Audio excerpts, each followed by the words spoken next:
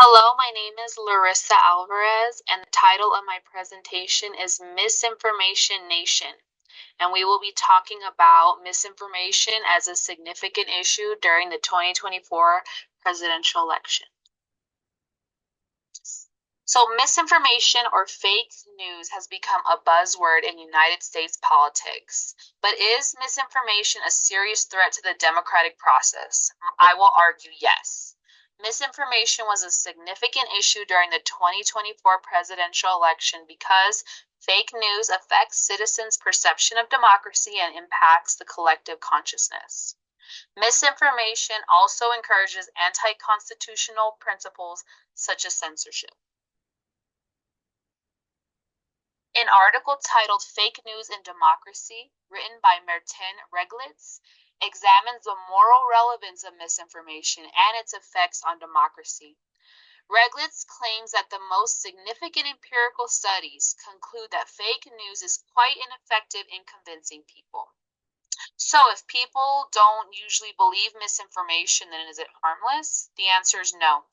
The problem with misinformation, Reglitz argues, is that people believe misinformation is believed by their fellow citizens, even if they don't believe it themselves. Misinformation creates distrust with the mainstream media, fellow citizens, and democratic institutions themselves. Fake news and election validity. The psychological power of misinformation can sow distrust in the democratic process. The belief that fellow citizens are voting on well-informed truths, even if they have political differences, is essential to trusting election outcomes. If voters believe that candidates are being elected because the public is being lied to and misled, people may start losing faith in the validity of elections. According to the Pew Research Center, misinformation can affect individual awareness based on media consumption. So here in Figure 1, we can see that before the 2020 election, Republicans who relied on Fox News talk radio were much more likely than the rest of the GOP to see voter fraud as a major problem with mail-in voting. So here we can see that Republicans who relied on Fox News saw voter fraud as a major problem. 61% saw voter fraud as a major problem. Whereas Republicans who did not watch any Fox News, only 23% of them saw voter fraud as a major issue. Misinformation is a continuous threat. A transcription of a 2020 congressional subcommittee focused on elections found that election officials believe or claim that political campaigns and interest groups are spending billions of dollars to influence Americans. Foreign adversaries are amplifying our divisions and mimicking traditional voter suppression tactics to dissuade participation or provide inaccurate information about how voters can participate. Election officials also made the bold claim that election security is one of our greatest national security threats.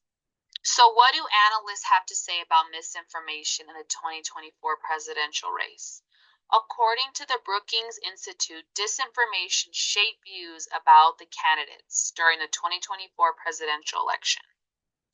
Narratives surrounding immigration, such as hordes of migrants overrunning the country's southern border, unfairly monopolizing scarce public resources, and endangering public security, shaped how the public saw Kamala Harris as a leader and likely helped Donald Trump become the 47th president of the United States.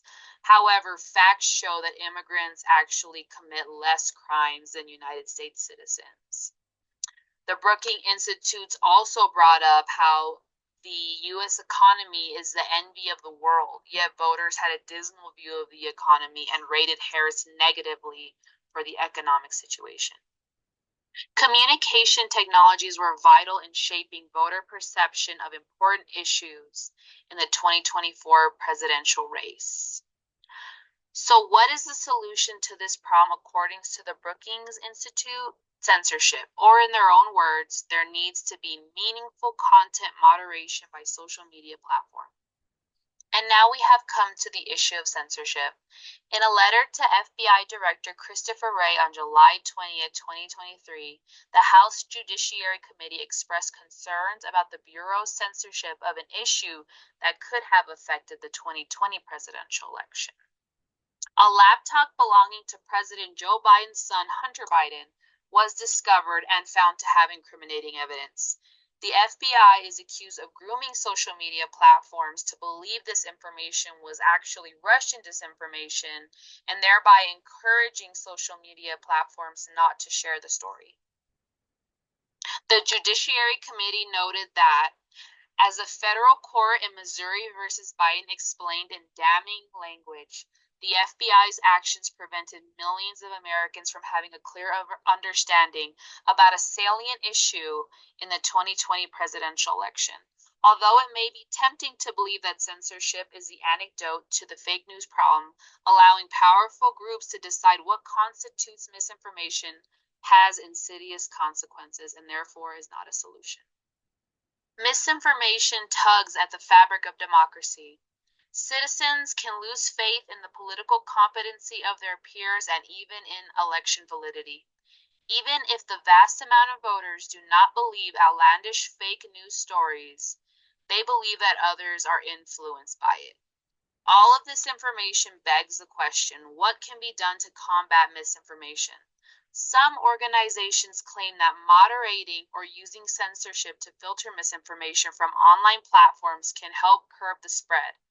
However, moderating can itself become misleading and even weaponized against political enemies. Ultimately, citizens must seek out factual and unbiased news when making decisions about voting for elected officials. Looking outside echo chambers created by partisan news stories and doing independent fact-checking is the best armor against fake news.